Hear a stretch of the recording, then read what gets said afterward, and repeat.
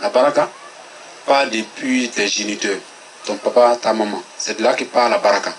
Les premières personnes auprès de qui tu cherches la baraka, la première personne c'est ta maman, ensuite c'est ta maman, ensuite c'est ta maman, et après c'est ton papa. Ça c'est le prophète qui l'a dit, sallallahu alayhi wa sallam.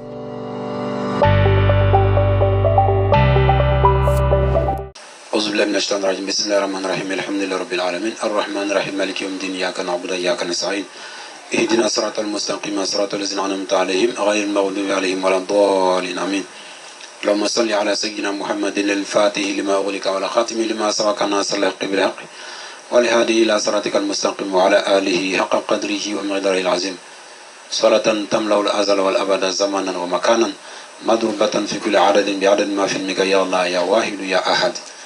Assalamu alaikum wa rahmatullahi ta'ala wa barakatuh. Aujourd'hui, nous sommes à la 5e journée de nos travaux spirituels de la Ziara. Et l'intervention d'aujourd'hui, à la suite de celle d'hier et d'avant-hier, concerne toujours le travail qui concerne la Tariqa de Tijaniya. Nous avons dit tout de suite que la Tariqa de Tijaniya est une tariqa qui, au fait, concentre le disciple ou bien l'élève sur la présence perpétuelle de Dieu dans sa vie. Parce qu'un Tijani, c'est quelqu'un qui, à tout moment, à chaque instant, quelle que soit la situation, il sent toujours la présence du prophète autour de lui, il sent toujours la lumière de Dieu en lui à tout moment. Et c'est quelqu'un qui fait tous les efforts. Nous avons dit, c'est Chamatian qui nous a dit, il dit, Tarikatuna tarikatul madul fadli, a'ata alayhi sallallahu alayhi wa sallam, minu ilayya, en ghayri wasitatin, yakazatan la manaman. Il a dit que notre tariqa est une tariqa de perfection, une tariqa d'élite. Et cette tariqa m'a été transmise par le prophète Mohammed sallallahu alayhi wa sallam en état d'éveil, pas en sommeil. Et donc cette grâce immense qui a été transmise à Chamatijan a permis au fait à l'humanité de recevoir une porte de sortie. Parce que nous sommes à un certain moment de l'évolution de l'humanité où presque toutes les voies traditionnelles sont en train de se détériorer.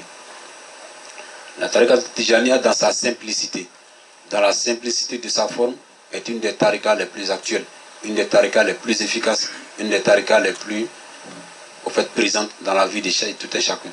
Vous allez voir que la tariqa Tijaniya n'est pas une tariqa compliquée dans la pratique, parce que sa pratique est toute simple.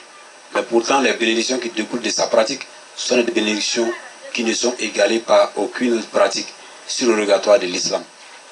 Donc hier, nous avons parlé de la Salat al-Fatih.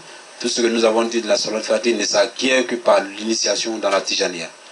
C'est après l'initiation dans la Tijaniya qu'on peut acquérir en fait, toute cette grâce-là, toute cette lumière-là dont on a parlé hier. Et donc, alhamdulillah rabbil alamin, mais toutes ces grâces-là, toutes ces lumières-là ont été obtenues comment? C'est Chamatijan, il y a ses compagnons qui lui ont déjà posé la question. Il y a un chèque, est-ce que ce que tu dis sur la grâce de la Surat al-Fatih et tout ce qu'on va obtenir en tant que Tijani, est-ce que toute cette grâce-là, c'est la Surat al-Fatih qui nous fait l'obtenir ou bien c'est autre chose?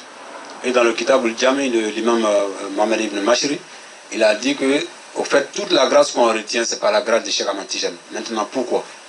Parce que Cheikh Ahmad Tijan, en termes d'élévation spirituelle, il a atteint le sommet qu'aucun être humain qui n'est pas prophète, qui n'est pas envoyé, n'a pu atteindre.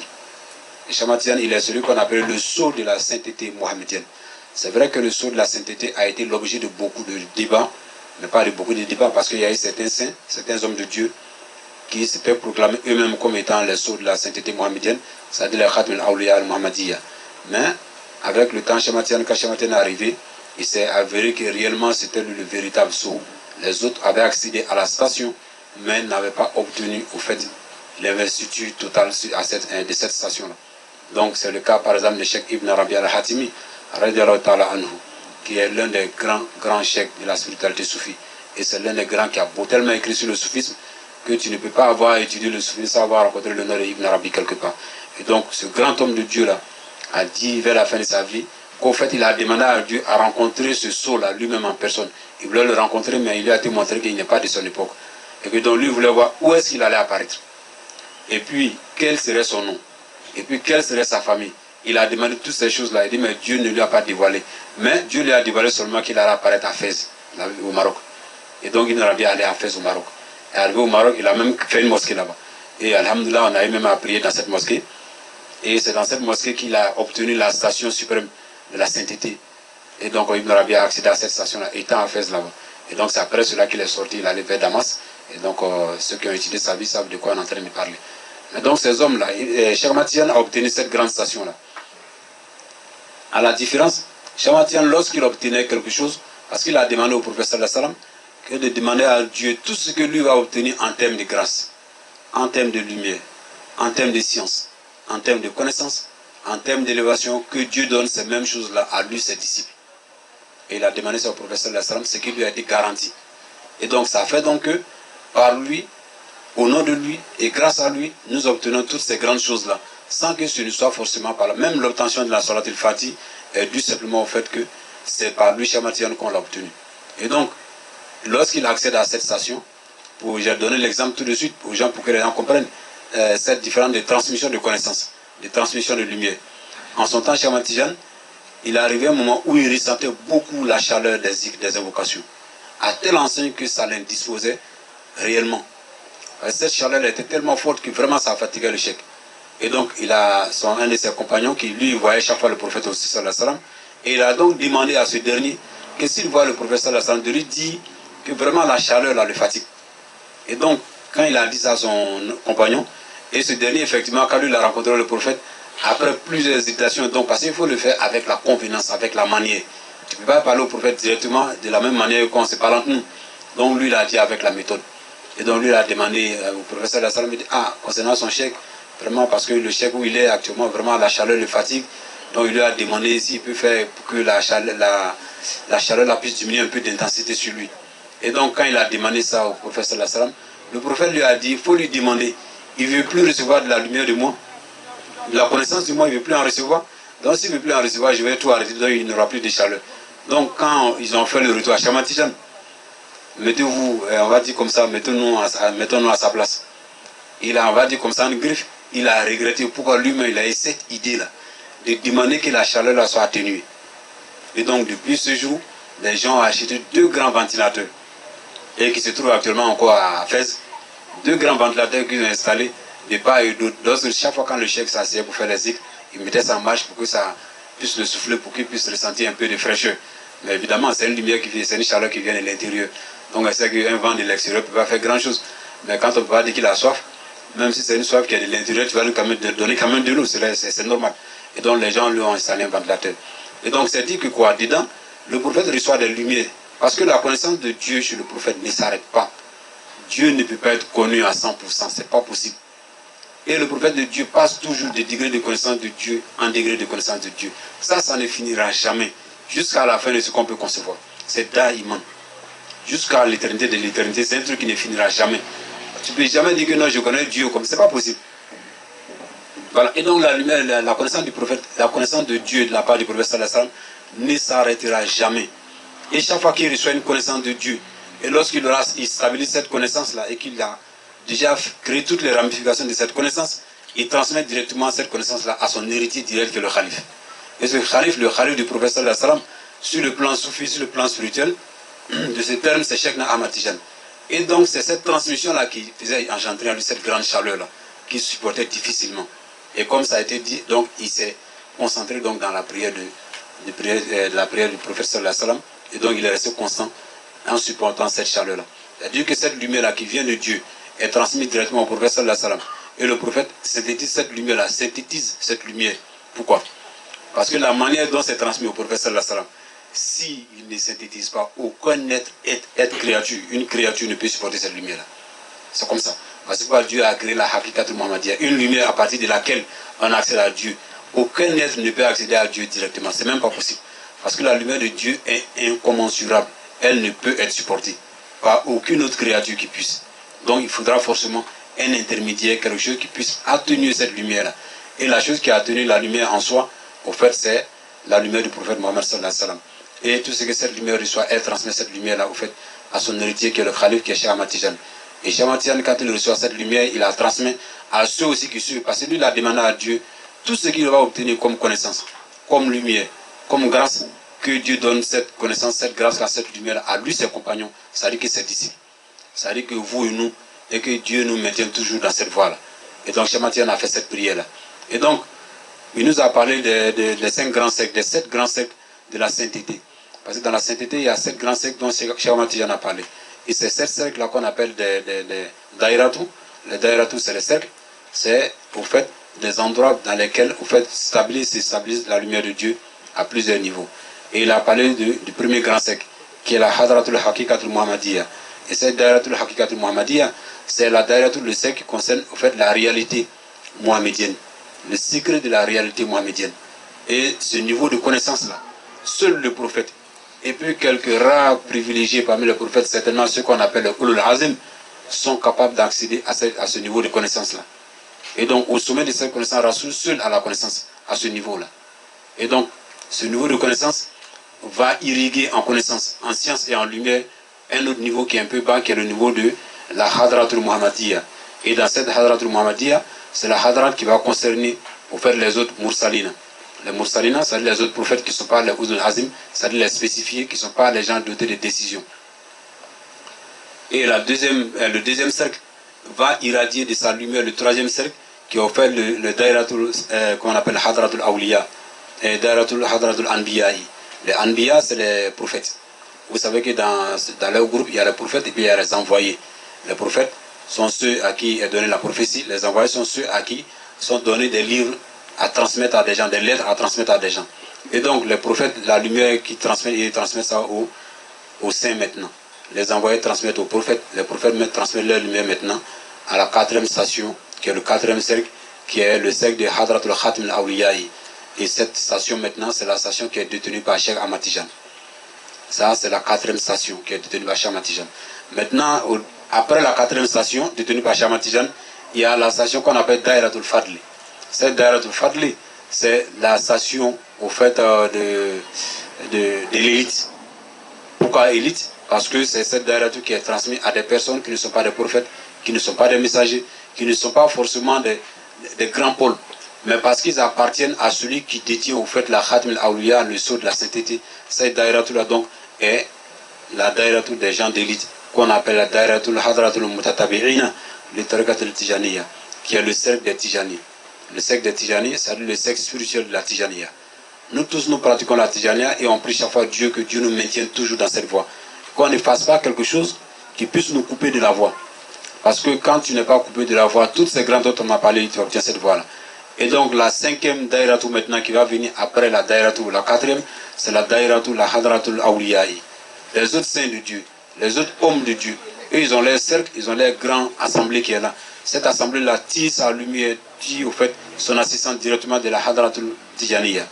Et donc, après maintenant la Dairatul Awliya'i, il y a au fait la septième Dairatul, le cinquième cercle maintenant, qui concerne au fait les gens qui suivent la voie des autres saints. C'est-à-dire que les gens des autres tariqas.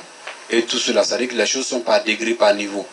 Lui qui est en bas reçoit sa force, sa lumière, son assistance spirituelle de celui qui est juste au-dessus de lui. Lui aussi qui est au-dessus reçoit son assistance spirituelle de celui qui est encore au-dessus. Jusqu'à ce qu'ils arrivent à la Haqiqat al-Muhammadiyya. Tout le monde reçoit la lumière intense du prophète sallam, mais ça descend par degré et les choses sont reçues par degré. Et donc pour cela, à chaque moment de l'évolution de l'être humain, il faudra que chacun comprenne. Quand tu rentres dans une voie spirituelle, c'est une voie d'évolution, une voie de purification, une voie d'élévation de l'âme. Et quand ton âme doit s'évoluer, il faudra savoir que tu vas de degré en degré. Nous les Tijani, nous savons ce que nous obtenons en termes de prière, c'est de ça que nous parlons depuis toujours. Et donc Dieu nous donne la compréhension de la religion, mais surtout de la Tijaniya. Et donc nous avons parlé de plusieurs éléments. Et donc comme il y a des questions qui nous avaient été posées depuis hier, donc nous allons essayer de répondre rapidement à la suite de ces questions-là, afin de pouvoir rentrer dans la prière de Asr. Hier on s'était arrêté, je crois, à la deuxième question, c'est ça? Qui était... Voilà, c'est vrai, dans la troisième question. La troisième question, c'était quelqu'un avait posé la question, il dit, j'ai entendu une fois des passages des gens dire que les Tijani ouvrent une adoration à l'échec. Donc on a répondu à cette question-là déjà. Les Tijani n'adorent pas l'échec, on ne peut pas adorer un être humain. Les Tijani, c'est des... Et Dieu a rendu grâce à la Tijani. Dans la Tijani, il n'y a que des savants.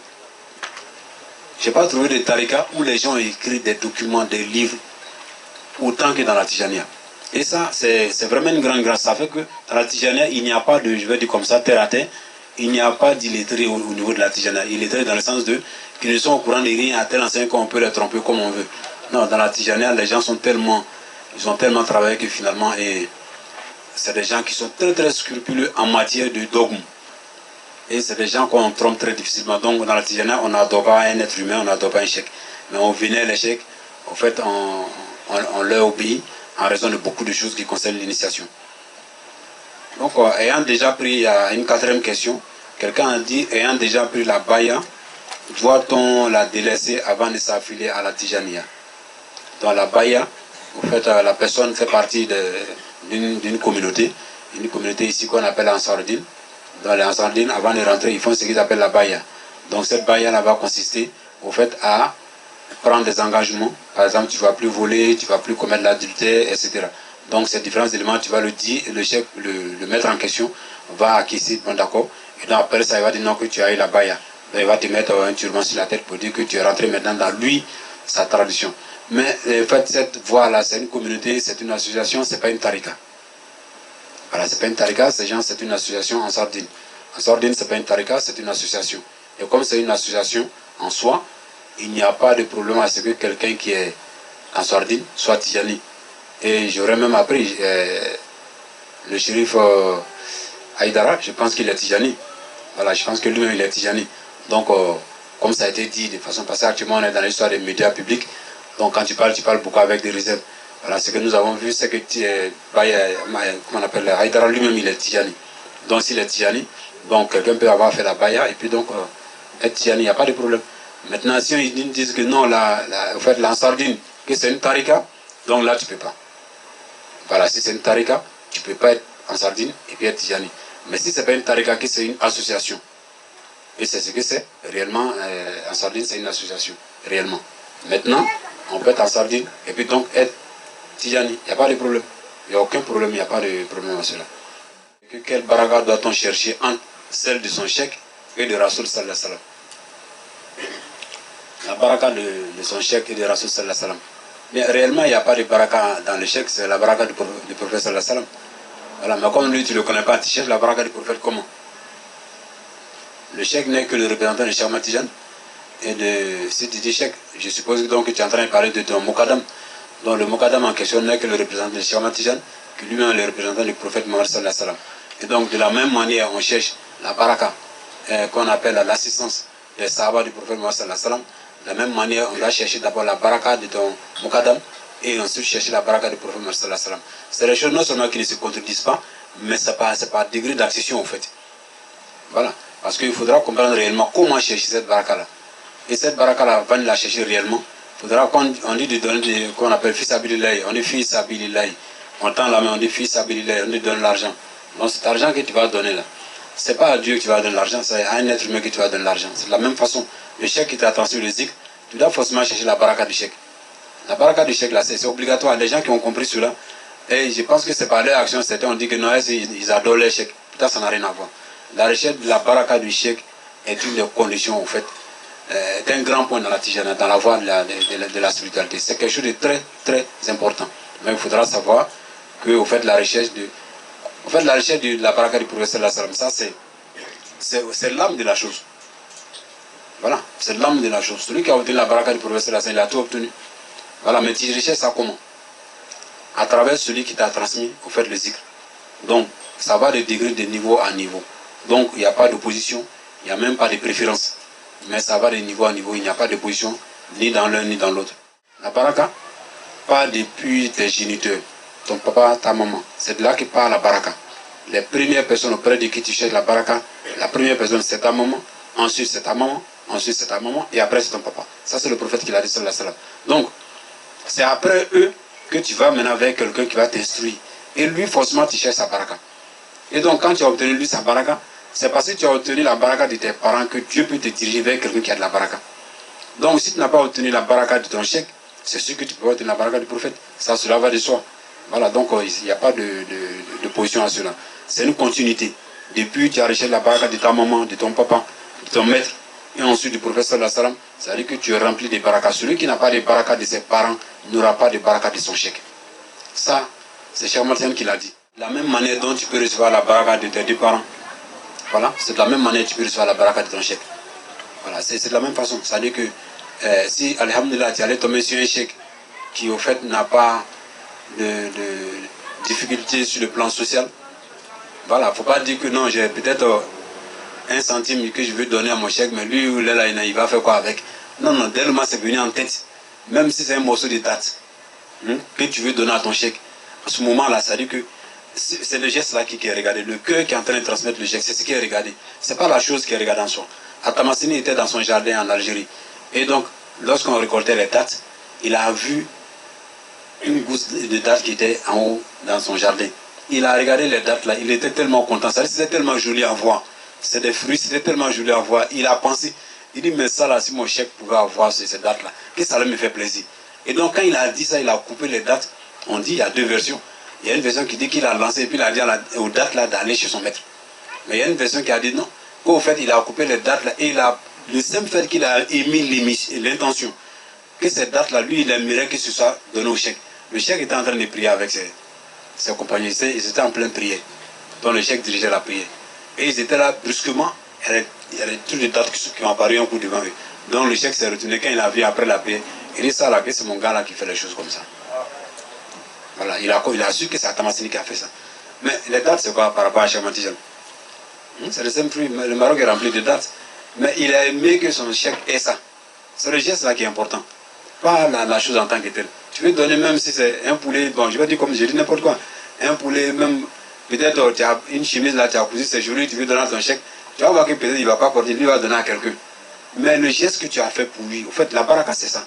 La baraka, si tu veux, c'est rendre service. Rendre service, ça se rend de plusieurs façons. Il y en a chez nous ici traditionnellement. Il y en a qui vont balayer la cour du chèque, il y en a qui vont laver sa maison, il y en a qui vont faire sa vaisselle. Tous ceux qui ont fait l'école traditionnelle savent de quoi on est en train de parler. On sait que souvent il y a les gens qu'il faut remplir. Ça, c'est commun à toutes les formes traditionnelles. Depuis la Chine jusqu'aux États-Unis. Partout, dans toutes les formes traditionnelles, c'est comme ça. Ça se passe comme ça. En Chine, vous allez voir que les moines de Shaolin, ils ont des travaux à faire spécialement. Ils vont servir la nourriture à leur maître. Ça, c'est maître de Kung Fu, hein, c'est pas maître de Tijania. Donc, ils vont servir la nourriture, ils vont faire tant l'eau. Quand le maître veut boire, il lui apporte de l'eau. Ça, c'est maître de karaté. Ça, c'est pas maître de spiritualité d'abord. Donc, c'est dire que quelqu'un qui est déjà ton maître, tu lui dois une forme de dévotion. Et c'est ce que les gens font la confusion entre ça et bien une adoration. Non, une vénération, le respect. Et donc, c'est ça. Il est dit que dans la 7e récitation de la Jawharatul Kamal, Rasul sallallahu alayhi wa sallam, Cheikh Ahmad Tijani et les 4 califes sont présents. Est-ce que de nos jours, il y a des gens qui les voient toujours? Voilà, ce qui a été dit, c'est vrai. Et c'est toujours comme ça. Il y a des gens qui vont toujours voir. Donc, il existe effectivement toujours des gens qui les voient, effectivement. Peut-être si tu es Tijani, celui qui a posé la question, s'il est Tijani, s'il est assidu, s'il est constant dans son travail, peut-être il va arriver un jour, Inch'Allah, par la grâce de Dieu, lui-même, il va avoir cette grâce de voir le prophète Mohammed sallallahu alayhi wa sallam. Donc, aussi, on va essayer de conclure le travail d'aujourd'hui. Et ça a été un peu long, donc cela va de soi, parce qu'il fallait intervenir et puis ensuite répondre à des questions. Donc, sur ce, on va rendre le tablier. dit Allahumma salli ala sayyidina Muhammad al-Fatih al-Mawlika wal-Khatim lima sabaq. ناصر الحق بالحق والهادي إلى صراطك المستقيم وعلى آله حق قدره ومقداره العظيم